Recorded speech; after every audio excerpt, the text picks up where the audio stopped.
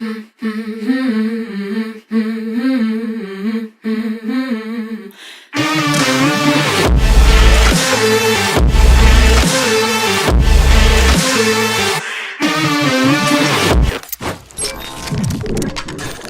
welcome to Board Game Bonkers. I'm JC. Today we're going to be taking a look at Microcosmos with the expansion, and this is a space game where we'll be terraforming planets.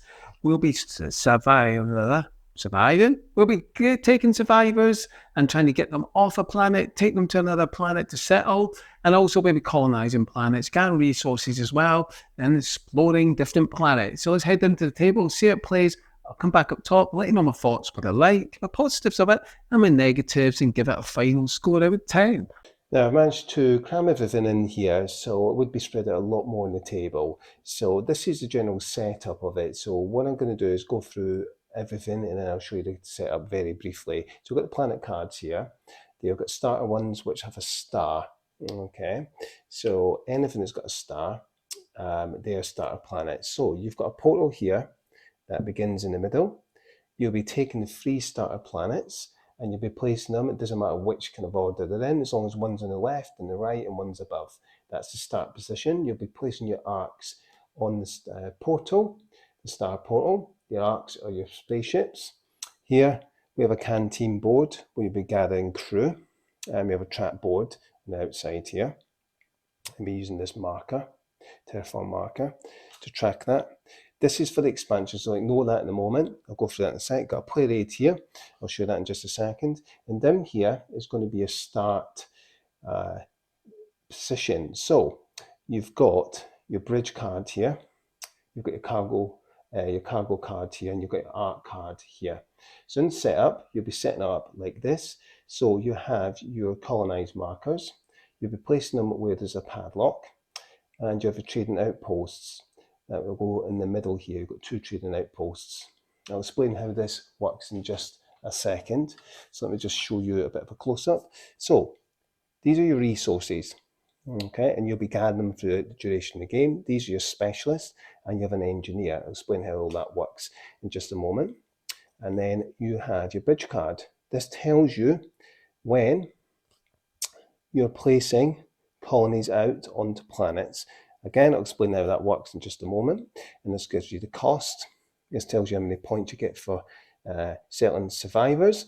And here is where you'll be upgrading your spaceship and everything you can do.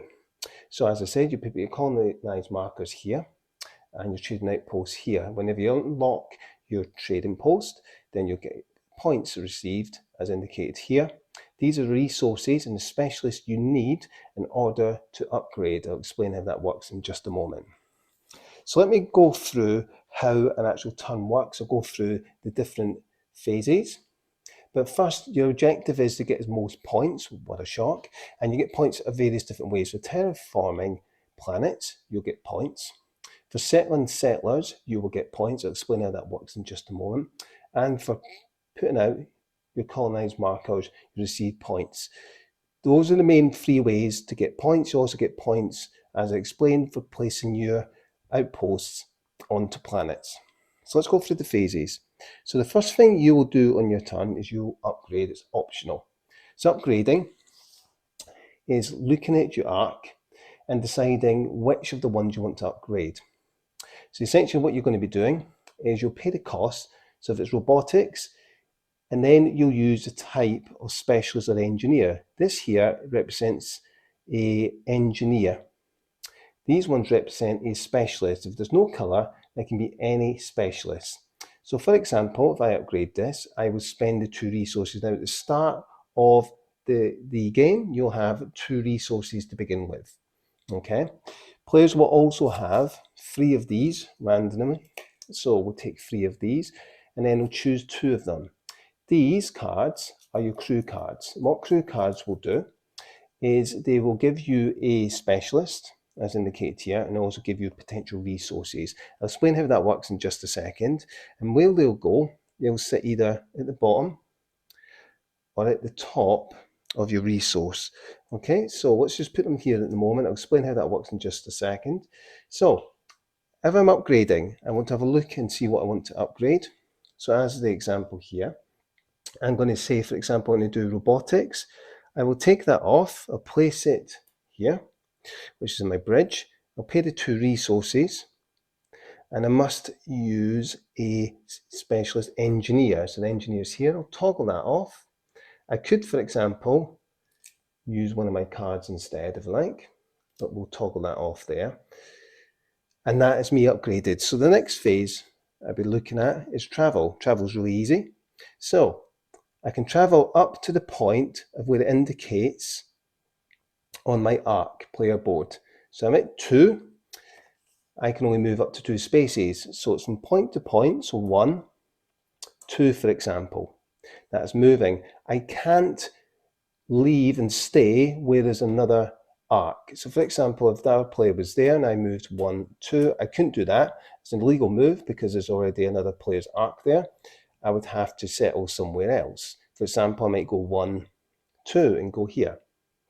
Now, when you then land onto a planet, you carry out the crew cards. So as I explained here, the 2 crew cards to start with. So what do they do? You notice you've got coloured borders at the top and the bottom.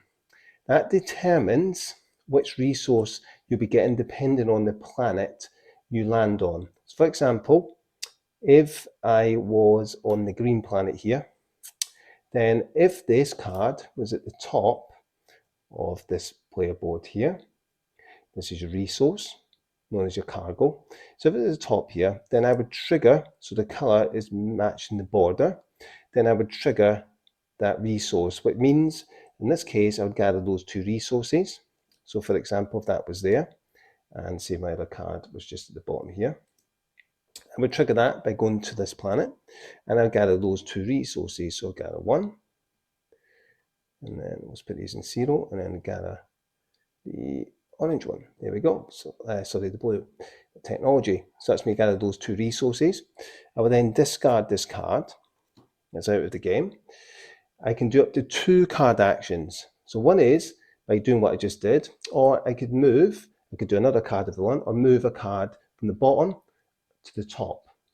I might want to do that because I might want to get certain colours matching the types of planets I want to reach in future turns. So at the moment I'll keep that, or I could just move it.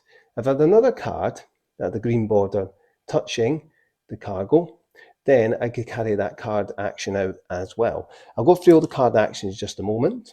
That's how that works. The next thing that you can do is you do your destination actions. These are your destination actions. Now I've made this nice little handy player aid. So the first thing is you can gather resources.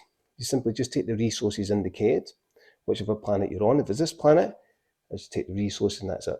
Goes up 1. Now I can only take one of these actions, okay? The other thing I could do is create a colony.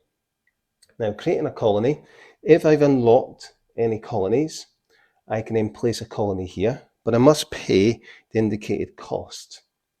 Now as I explained, the cost will determine the number you're placing out. So for example, it's my first one. I will have a look at this and I'll decide, okay, so I've been placing these out. That's my first one. It's going to cost me an engineer. Now I've already used my engineer, so I can't do that unless I've got a card, which I do, which is here. So I could discard that, use this as the engineer, discard it.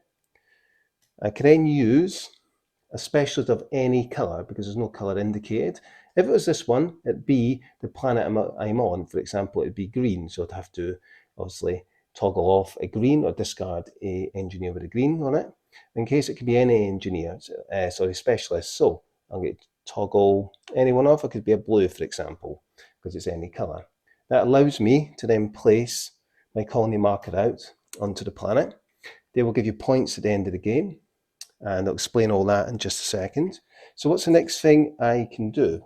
Well, I can also create a trading post. If I unlock this, to unlock it, you must unlock both the colony markers, which then automatically this will come off. So as an action, let's just say that was already off there, and I can use that to then create a colony. So what do colonies do? I'll explain in just a moment. The other, a trading post. The next thing I do is scout. So scouting is an action where, whichever planet you're on, what you do is you use a specialist of that matching colour, so green in this example.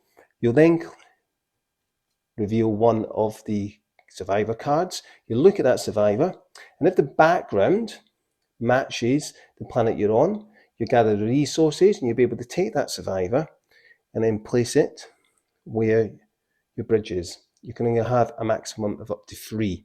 Okay, so that doesn't match, so I won't be able to do that, and therefore that would be my action taken. So that's the other thing you can do. If you ever unlock certain things on your player board, so for example, if I unlock this bottom one, that allows me to give an extra scout action. I'll go through those in just a moment. So what's the other thing you can do? I can terraform.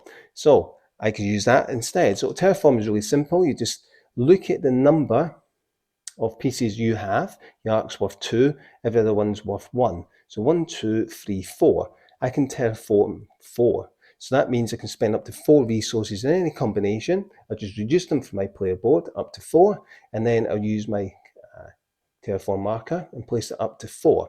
I will get points at the end of the game, depending on what point that marker is at.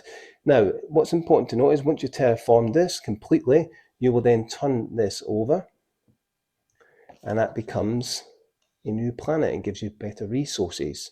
You place all the markers back on, apart from this one, they'll come off. Now, another thing to note, when you are moving around, if you go to a place here, you'll be able to reveal a new planet. You simply take one from the pile, you flick it over, and you move on to it. Or if there's another space here, you move on to that space instead, for example. And then you would automatically be able to terraform once. You have to spend the resource. And that's how those actions work. So you only get to choose one of these. Now, an important thing to note is when you're gathering resources, whenever the player's trading marker is on that planet, they will also receive those resources. For example, I'm here. If the white player decided to go here and they gathered those resources, I would also gather those resources because I've traded an outpost on that planet. That's how that works. So let's now go through how the unlocking on your player board works for your arc. So for example, if I unlock this one, pay the resources, as I've shown you, I will get 2 actions instead of just 1. So on these planets, you're going to get 1 of the 5 available actions that I showed you, which is gathering resources, creating a colony, creating a trading post, scouting, settling, which I'll show you a little bit later, and terraforming. So I get to do 2 of those actions, but not the same one twice, if I have a colonized marker on there, which is one of these. This one here gets me scout twice, so I'll be able to reveal 2 cards of these, instead of just 1. This one here, if I unlock either one or both of them, this gives me a card to take from the canteen. So these ones are the same ones as these. The only difference is they are face up, so you can see which ones you're taking. This one gives you an extra resource. On the moon, you get an extra resource, and again, you can take a card from the canteen. So these are extra people to have and help out. And here you can increase your cargo to the maximum size. If you look on your cargo, you have a limited space up to 4. When you unlock it, then you'll be able to maximize the amount of space you can gather for your resources. This one tells you how many spaces you can go. So instead of unlocking it, what you'll do is going up the track, and then when you get to the top, you'll take it off. So you can move 2 spaces, 4 or 6. This is how far your spaceship can go, or known as your arc. That's how that works. So let me just go through some of these cards and what they do. So these are survivor cards. So what you're doing when you scout is you're looking at the background. This is red, so it must be red to the planet you're on to be able to take that survivor. The bottom colour, the colour of the creature, is a planet it wants to be settled on. So what you'll be doing, if you can take this and it's legal, and you're on a red planet, you'll get the resources. This is any 2 resources. This one's any 2 resources. This one, so it doesn't matter what the colour is. This is neutral. You get to fly your ship to anywhere, or you can take any 3 resources. This one is any expansion. Again, doesn't matter which planet you're on. You can then take this card, and this is neutral. You get -2 points if it's still with you and not settled. This one's any 2 resources. They're all pretty much the same. This one is 2 different planets, so it can be green or blue, so it gives you more flexibility. But always remember the bottom colour, the colour of the creatures, where it needs to be settled. So that's how they work. They're all slightly different, as you can see. So let's have a look at the crew cards. Now the crew cards, for example, you've got a top and a bottom colour, and that's where I would trigger to collect that particular resource. So for example, if this was at the bottom, then it would be triggering the green section. If it's at the top, it would trigger the blue. So this one is taking a card from the canteen. So you'll be able to see the 3 crew cards face up and choose which one. Any resource crew card that's face up, any 2 resources. This one here gives you a specialist. This is the engineer. This gives you a face down card, as you can see. It's very straightforward. Any resource. This is either a space station or the moon, as you can see here. So you've got an option. This one here means that you'd spend any resource and you collect those 2 resources and a crew card face down. This is these 2 resources. Spend a resource, collect those 2 crew cards face down. They're all pretty much the same. Anything like this means you collect them all. And as you can see, they're all pretty straightforward. Once you get a hang of it, it all makes sense. These are specialists of that particular colour that you can use. And that's how that works. One thing I didn't explain, just to be clear, when you're terraforming, you always include all the pieces that are spread out, not just what's on the planet. And that is the basis of the cards. One main way you'll score points is by your survivors and settling them. So as you can see, the more settlers you take to the chosen planet, you'll get more points. When you colonize, and that's taking colonies on to the planets, you'll gather resources. Important note, you can't put colonies here, here, or here. The other thing to note as well, you'll get 2 actions on these planets, which are different to the standard action planets. Okay, so let me just explain them before we go into settling. So on these planets, you've got the moon and you've got the space station. You'll be able to gather resources and you'll be able to toggle your specialist back on. And simply all that is moving your specialist over of any type, including your engineer. And you can then gather resources. So there's 2 actions always on those particular planets, the moon or the space station, as well as the portal. The portal, you gather resources. In the portal, really simple, anything like that means any resource. This means the cards from the crews and the canteen that are face up. So let's talk about settling. So settling is quite straightforward. So as an action, you can go to a planet and you can settle. And all you do, any survivors you have, so say for example, I had this one, I'd be able to settle it. Now this is an expansion, the grey ones, they can go to any planet. Let's just say I had this one. Because he's red, I need to take him to a red planet. So for example, I'd have to be here to then settle. As an action, I can settle. I'll then just flick that face down, and that'll give me points at the end of the game. That's how settling works. So what you're trying to do is scout to get the survivors. You can have up to 3, remember, and then try and settle them onto the chosen planet. You can only settle on terraform planets. So this is the only one at the moment you'd be able to settle. You won't be able to settle on a planet that hasn't been terraformed. And that's the basis of the game. And we're trying to gather as many points as you can. The end game trigger is when 3 or 4, you determine that, planets have been terraformed. That will trigger the end of the game. Now this here is the expansion. And let me just briefly explain, very straightforward. You have 2 different expansions here. Here is the new world. So as I explained, you have these grey cards. What they do is, if you don't settle them and you still have them, then it'll give you -2 points. However, you can settle them on any planet as long as it's been terraformed. So you're not restricted by the colour. That's also true when you're scouting. So as normal, you would scout and you look at the background. If the background doesn't match the planet you're on, you can't take that survivor. However, if it's the grey one, you can. Now with this new expansion, New Worlds, what you'll be able to do, you can take any survivor here, as long as the same survivor is not on that planet of the same colour. So for example, this one's blue. That means I can't settle a blue one on that particular planet, but I can with a grey. So let's just say I had a few more, and I had this one. I'd be able to settle that there. Every time you settle, a creature onto this new world, you'll gain 2 points. You'll also go up this track. Every time you go up that track, you go up this track. And this gives a new end game trigger. Whenever in a 2-player you reach this marker, then the game is ended. When it reaches here, it's here. So that gives you an additional end game trigger as well as the 3 or 4 terraform planets. This one up here is a little bit trickier. So every time you carry out 3 of these particular actions, if I terraform a planet, so I terraform, doesn't matter whether it's fully terraformed or I'm just terraforming it slightly, then I will go up this marker for the planet color matching. So I've terraformed this red planet, I spend the resources, I go up the track, I'll then go up 1 space. And these are councillors, look like little aliens, and then I'll gather the resource. I'll explain that in just a second.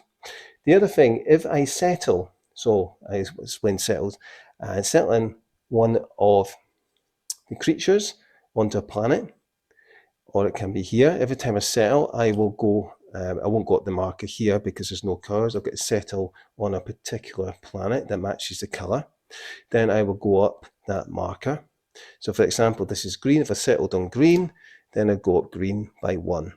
The other way of going up this track is the third option, placing out a trading outpost, or moving a trading outpost. So I didn't explain moving. Moving is very simple. If another player's trading outpost was here, so if that was this one was here, and I went on to this planet and carried out an action to place or move, what I would do is I'd move the other player's outpost and it would go to where that player is. That player would then receive 2 points. However, I will go up this track as a result. I'm on this particular green planet, so I'd move up the marker on the green. So let's have a look at what these do. So this one means gather any resource. This gives you points. This toggles your specialist of that particular colour on your player board here. And whenever you are ahead at number 2 or higher, you will gather one of these cards. So there's at number 2 on the green. So for example, if I reached here or higher, I'd collect this card. Whoever's highest on here will get that ability card. For example, once per turn, activate this card, and you may use this as an engineer. So it gives you these special abilities. The blue one, for example, gives you an extra specialist, and you can use that as a crew token. So that's quite handy. If you are ahead on 2 of these tracks, as long as your 2 are greater, ahead of any other players, I could be at 3, the other player could be 2, I could be at number 3, and they could be at 2 in these 2 tracks, for example. That player would then get this card. This gives you an additional ability. So that's what this expansion does. So that's at the basis of the game. A little bit choppy, but there are a lot of little rules, which is why I created this little simple player card just to help and just to give it a bit of, rather than going through the rule book, it just helps. It makes it a little bit more smoother. All right, so let's talk about the positives in this game first before we go into what I don't quite like, the negatives about it. Now, the first thing is this game, for such a small game, packs a punch.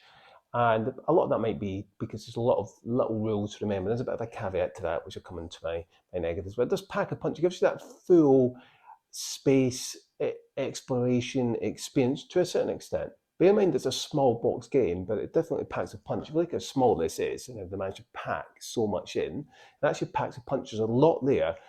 You can explore, you can terraform planets, I can find survivors and settle the survivors, I can put colony markers, I can put trading posts out.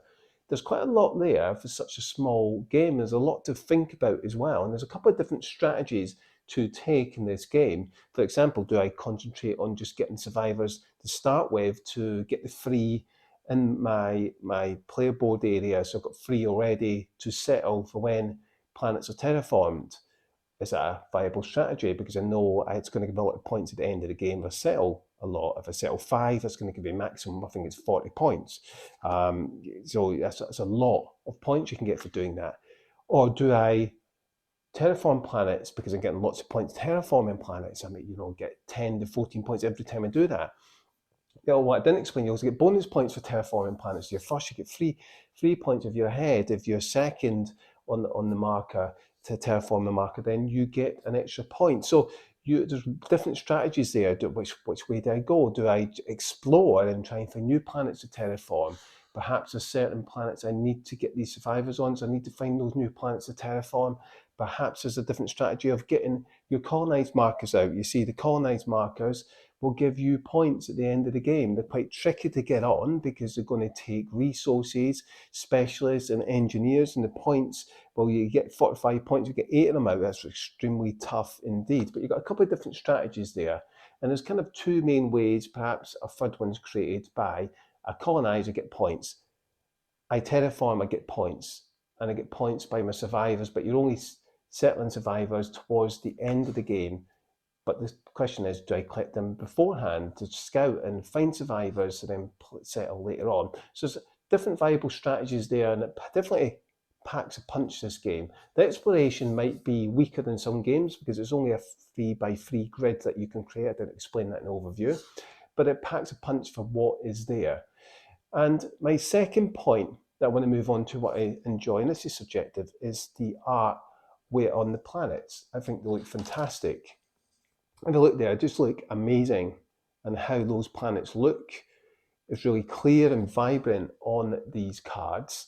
Now, the artwork on the actual cards, the survivor cards, are quite cool. I like that. I like the background. I think they've done a good job. It's clear.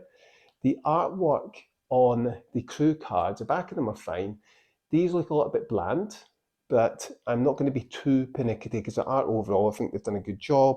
The icons, for the most part, are fairly clear and quite easy to understand once you grasp it. My only complaint, which I'll come on to, are my negatives, because there's a bit of a caveat, but generally the artwork is quite pleasant in this game, and I think they've done a good job to make it quite vibrant, and it comes across quite friendly. There's no combat in this game. It's more of a friendly kind of theme this comes through. So the third point I want to kind of tap on, I already briefly explained that, was the different strategy routes you can take. So as explained, you've got 3 main strategy routes, and for such a small game, that's quite clever to cram that in. So do I colonize? Do I take survivors? Do I put my colony markers out? But I'm also going to get points for my trading posts. There's going to be 10 points if I get my trading posts out. So you're working out, do I unlock my art quickly, because I can unlock it once per turn? So you're strategizing, what do I do that first? Or do I like quickly get the resources to do that? Or do I start terraforming first and don't worry about the upgrading? But you want to try and get a balance, because other players may start to get ahead if they start unlocking their art quite early. So you're trying to balance that out. So there's different viable strategies there. And I think it's quite clever. This is such a small game. There does become a caveat with it, which I'll come into my negatives later. Let's talk about the fourth thing that I enjoy. I think this scales well for all player counts, because you have got a choice at the start of the game. Does the 8 game end trigger come around when you terraform 3 planets or 4? You can choose. So in a 2-player, you might say, well, we're in a short game, let's just do 3 because it's much easier to do 3. However, in a bigger player count with more players, more planets get terraformed. So in a 3 or 4 player, you might agree to endgame trigger to be when 4 planets are terraformed. So I like that scaling, and I think it's subtle scaling, but it does work well. And I also like and how this scaling works, and how that introduces, with a higher player count, it creates more tension with where you can land your spaceship, because you can go through where other players' arcs are, but if you want to go to a certain planet and an arc is already there, you can't go there. So it restricts that, creates that bit of tension.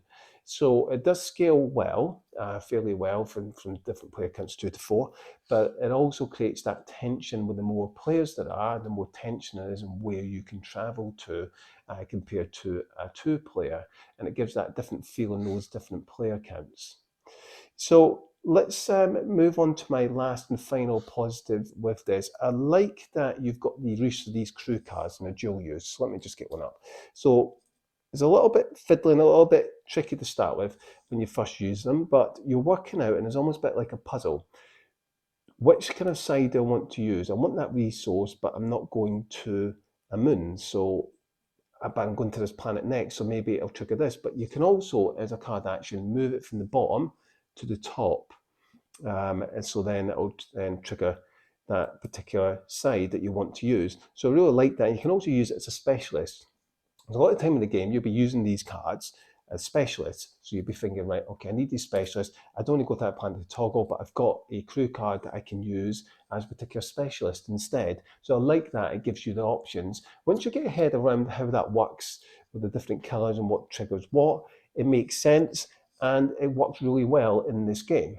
So let's move on to the few things, the negatives that I don't like about this game and I think could have been sorted out. So the first thing is there are a lot of finicky, fiddly rules. There's a lot to remember. So I ended up creating a player aid because I can't player aid if I can find where I put it, and I can't find it. It's here. So this player aid, okay, gives you all, which is really good because it gives you the different phases you go through, really crystal clear. However, when you get onto the planets, it doesn't actually explain what each of those actions do. So we were constantly flicking into the rule book to work that out. So I got so fed up with it, I made my own player aid, which explains what you do. So there are a lot of fiddly, finicky rules you have to remember. So for example, when you gain resources, you have to remember when another player's trading post is on there, they also get the resources. You have to remember that. So then I need to remember when I create a colony, I have to spend the resources, and I have to remember, which I often forget, is that this one means that you have to use a specialist of that particular colour on the planet colour you're at. So you have to remember, I'm on green planets, so you have to use a green specialist. So you're constantly remembering what each of them do, and you're trying to remember, okay, I need to do that. Then I would talk about creating a trading post. It's simple, you can just place that out there. Or you can move one, but you have to remember when you're moving, the other player gets the points, you get to move their trading post to where they are. So there's a lot of these little rules you have to remember. Then I have to remember scouting. Okay, I need to use a specialist of the colour of the planet I'm on. So if I'm on a blue planet, I have to use a blue specialist to scout. And then you're on top of that, you're remembering all the player abilities, all abilities you got from unlocking your arc. So I can scout twice, or I can get these extra resources in this planet. So there's a lot of rules you have to remember. And it'll take about 4 or 5 plays to wrap your head around it and to go, right, okay, now I understand that. And the one thing that tripped a few people up was those crew cards, because they got a little bit confused. Okay, so I've got 2 card actions before I take my actions out on the planet. So one of the actions is I can move a card from the bottom to the top, which will then utilize the bottom color, which then gives me that particular one, but I've got to be in the planet matching that color. So there's a lot of rules together that, although it gives you a fulfilling experience, it's a little bit fiddly, finicky in understanding, learning all of those rules, and it takes a few plays to wrap your head around it. So while that can give you a fulfilling, deep experience, deepish, it does come with a caveat, and that's a caveat. There's a lot to remember. This player aid I created makes it much easier. But once you get your head around it, after about 4 plays, you start to understand, you start to work out, okay, I can get this engine building, I can understand that. Okay, I know how that functions. But the first few plays, it will take a while because you're constantly looking at the rule book to go, right, remember this rule, I need to remember that. Okay, I now need to remember that. So although it's only 6 actions, I think in the overview and explained there was 5, there's actually 6 actions you take on a planet. They're all very different. So you're trying to remember that, and the player doesn't explain, and there's space for them to put information on. So that was a bit frustrating. So that's why I created my own player aid for the actions on the planet. So the second thing that we don't like, which is a negative and a little bit frustrating, this arc player board. So you've got the unlock symbols. They're quite small. It's quite hard to read from kind of face, from far away. If you look at the size of these symbols, these are much larger than these. Okay. Now the problem is you're trying to cram everything in. So it all squashes together. It's really hard to see. It flies off. So as soon as you knock the table, and we've done it where I knocked the card and everything flew off. I understand making them dual layered, that would increase the cost significantly, but really they need to be at least dual layered. I think what I would have preferred that this was perhaps twice as big and a foldable board that was dual layered. I understand the cost would go up significantly, but I would have rather that because it is a bit of a pain in the backside. It's too small. That's my only complaint about any of the kind of art design, the layout, are these. They're just too small. They should have been dual layered to make it much easier, because it's just fiddly as well. So a little bit of a negative there with that. So my next negative is that the explorations you're exploring, which is great, it's really simple and straightforward. It's not that exciting because you can see what planets are there. So I know it's going to be a green planet. So I know what's kind of there. And I suppose that makes sense thematically because you can see from a distance, oh, it's a green planet, great, but I don't know quite what's there. So thematically it makes sense, but it's not that exciting. Now, sure, I don't know exactly what is going to be terraformed like or exactly what resources will be available until I flick it round. But it's just not that exciting. It's just okay. So it wasn't as inspiring as I would have liked for the exploration, but it was simple and streamlined. In fact, the only thing that was really streamlined was the exploration. So thumbs up for the streamlining, but a lack of excitement from that. Now, apart from that, and perhaps one slight negative, if you want to call it negative, but it's more of a pernickety point here, is these are not the best cards. Now they're clear, it's easy to see, but a lot of the time players got confused with these. They're constantly going, wait, do I get all of them? Do I get that? What about the middle? What's that? So we're getting constantly confused with all of this information. Now, once you get your head around it, it makes sense. Like I said, after 4 plays, it all makes sense. It's fine. But at first, players got a bit confused. I would have liked, I mean, this is all clear, but I would have liked some kind of better design for the top and the bottom, just to make it a little bit clearer. Because as you see, you've got black and black. Why not make the whole thing red and then the whole thing blue, for example, or something like that along those lines? So a little bit pernickety, but players did get confused with that. The other slight pernickety negative I want to come out with is that you only get 1 action in the main planets. You choose 1 from the available 6, fine. But these other planets, the moon and the space station, you get 2 actions. And consistently, players were forgetting, oh, I get 2 actions there. Okay, not 1. So those were confusing for players. They constantly had to keep, you had to keep reminding them, you get 2 actions in those. What are those actions again? I got a reason. What's the second action? You toggle your specialist back on. So constantly you were reminding players. It would have been nice if there was a toggle icon on that particular planet, the moon or the space station. So for example, there are some cards that actually give you, if I can find one, and I think it's the survivor cards, they allow you to toggle, and I can't even find the card now. There's a toggle icon, which I can't find, that will show you to toggle, which means that you know to toggle. So why can't you just put that icon on the planet as well, so you know you get both actions? It would have been made much, much simpler. And so I don't understand why in the design process they didn't just add that on. It would have just made it much easier and simpler. Okay, that's my negatives done. What's my overview? What do I think about this game in general? Well, as I explained in my positives, this really does pack quite a bit of a punch. Sure, it's not going to give you the full gaming experience as a full 3x, a 4x game. Of course not. There's no combat in this anyway. But it gives you a good, fulfilling experience with such a small game. And I was actually pleasantly surprised how deep this was, although it's not deep. It's a medium midweight game, but how deep it was. And my thinking, okay, I need to get the crew cards to do this. Or which way do I put them? Okay, I need the red. Okay, I need to put that. Oh, no space there. I need to use them up. Okay, I can move this from the bottom to the top later. So you're thinking about all these strategies and what you're working out, and I'm quite pleasantly surprised with that. And I think the pleasant look of the cards is nice. It gives you a nice theme, and it's a friendly theme because I'm finding survivors and I'm trying to get them to their chosen planet. Thematically, I didn't quite understand that. Okay, I'm taking them from a planet that's there, that's meant to be terraformed, but I'm supposed to get survivors from destroyed planets because that's the theme of the game, but they're not destroyed planets. So are they destroyed planets? And then I'm making them better. Thematically, that just didn't make quite sense. It was a bit confusing as to, other players thought the same. Well, I'm taking survivors from a planet that's meant to be destroyed, yet I'm terraforming that planet.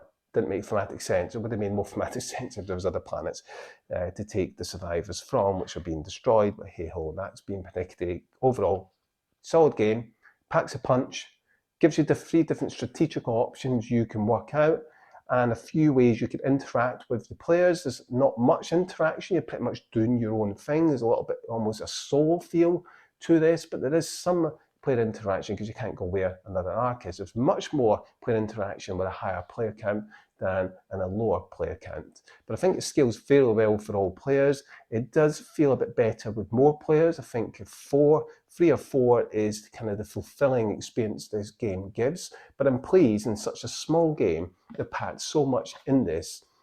I think they've done a good job with a few minor tweaks. It could have been better. The expansion, to me, improves the game. And I should have put that in my positives. It makes it better because you've now got 2 end game triggers. Although what I will say is the one expansion, the new worlds, we never actually used this because you only get 2 points for settling there and you don't get much of a bonus. So we didn't really use this one. But the other one, getting those bonus cards are great. And we were certainly doing that. So every time you terraform, you settle, or you put a trading post out, then you got that other board, which is great because then you get much better benefits. I get extra points, or great, I can get 8 points, plus I get the bonus card, which gives me an ability. So that was fantastic. And using those grey neutral cards, those neutral survivors, are fantastic because you can collect them. It makes it much easier because one frustrating thing, and it should have been my negatives, was that when you actually go to scout, it was constantly frustrating that you couldn't find the survivors that you wanted because it was the wrong colour. So you were constantly doing scout action, using these actions up, which was frustrating. Now the grey ones make it a bit better because you can take the grey ones and they can go anywhere. There's only about 6 of them, but it does help. And overall, this game is solid. With a few minor tweaks, the expansion makes an improvement. It makes it slightly better, and I recommend playing this with the expansion. I will always play with the expansion. I've been giving this game a 7 out of 10. I think it's a good, solid game for what they've done. Like I said, a few minor tweaks could have made it a little bit better. And I think some of the rules could have been streamlined a little bit because there's a lot of finickiness and a lot of little rules to remember. But aside from that, it's a solid, good game. Perhaps my mind might change, but I've gotten over those finicky rules, and that's why I'm coming in with a 7 out of 10. Check it out. Microcosmos have done a great job with this small little game. Packs a punch. You're looking for a space exploration game, a lot bit more friendly in theme, then check this one out. My name's JC. You've been watching Board Game Bonkers review of Microcosmos. If you enjoy content like this, please consider subscribing to the channel and hitting that like button. And let us know in the comments down below. If you checked this game out, let us know what your thoughts are. Until next time, take care.